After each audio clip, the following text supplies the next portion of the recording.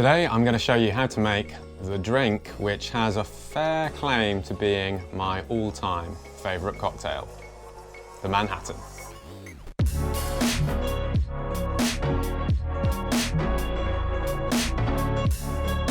This cocktail was invented sometime around the 1860s, 1870s, where it became all the rage to take spirits, such as whiskey, and mix them with vermouth, which of course was imported from Italy or from France. This sort of birthed an entire genre of cocktails which included things like the Martinez and the Martini. The Manhattan has an interesting history to it. One of the bolder claims for the invention of this drink comes from 1874, when Jenny Jerome, aka Lady Randolph Churchill, attended a function at the Manhattan Club in New York.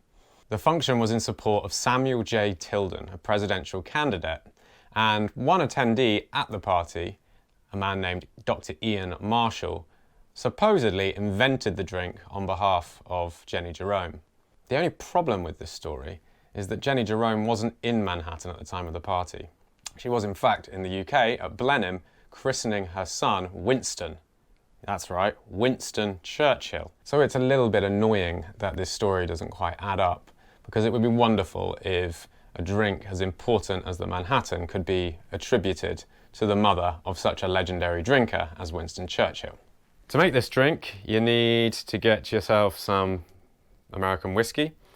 Some people, purists, like to use rye whiskey, since that was probably the type of whiskey that was most readily available back in the 1860s and 1870s, but bourbon works perfectly well. I'm using Knob Creek, which actually has quite a high amount of rye in the recipe. You need to get yourself some sweet vermouth. This is the one I'm using because it's the one that's easy to get hold of, but of course you can use many different types. And you need some bitters. Likewise, Angostura, extremely easy to get your hands on. We are going to make a sweet Manhattan, which means we just use sweet vermouth. You can switch this out for dry vermouth, like Martini Extra Dry, and you'll be making yourself a dry Manhattan. And their third iteration of this drink, which some people sometimes choose to make, is what's known as a perfect Manhattan, where you do a 50-50 mixture of sweet and dry vermouth. The perfect is somewhat ironic, since, in my opinion, that's the worst version of the drink possible. If you're just dipping your toes into Manhattans for the first time, I suggest going with a sweet one. You're also going to need a mixing beaker or something to mix in. This could be a large bowl, a cafetiere, a mixing beaker like this, a carafe or a jug, a vase. You can even use the bottom of a cocktail shaker. It doesn't really matter that much. To go with that mixing beaker, you need a strainer though.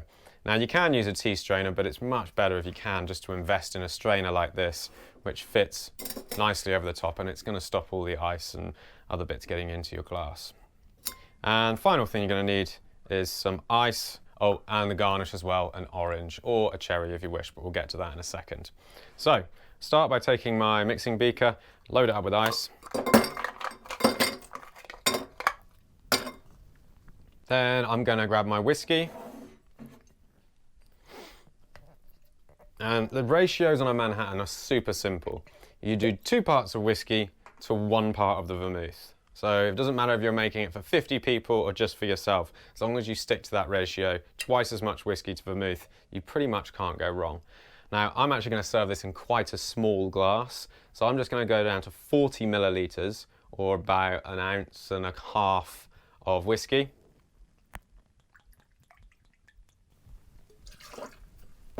And then I'm going to do 20 millilitres, or about 3/4 ounce of sweet vermouth. Then we'll put in a couple of dashes of Angostura bitters.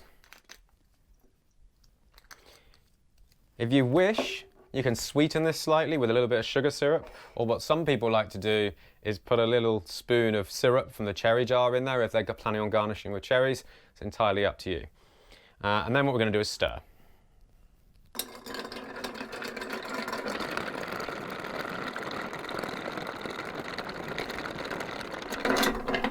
That's all stirred. Put a strainer on top, grab your glass. Here's mine.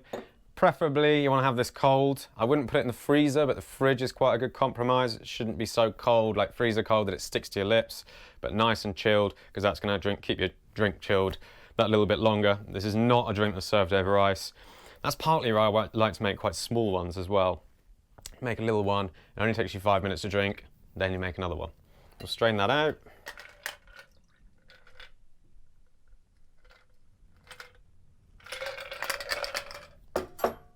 And then finally, I don't have any oranges in the house, I've only got little satsumas, but that'll work just fine, especially since at the time of recording this, we're closing in on Christmas. A little bit of zest like that, and then just from a distance, you might even see the oils land on the top of that drink, and it gives that slight orange aroma which really complements the characteristics of the whiskey and the vermouth in the Manhattan. So there you have it. That is a sweet Manhattan cocktail. Cheers.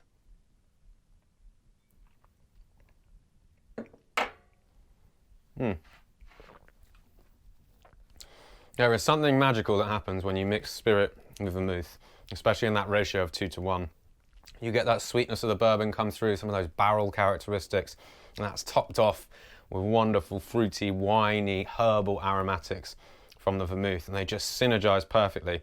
And what the bitters does in all this is adds a little bit of spice, like clove and cinnamon, but also on the finish, it gives that bitter lengthening to it, which balances the sweetness and really makes you want to go back for more.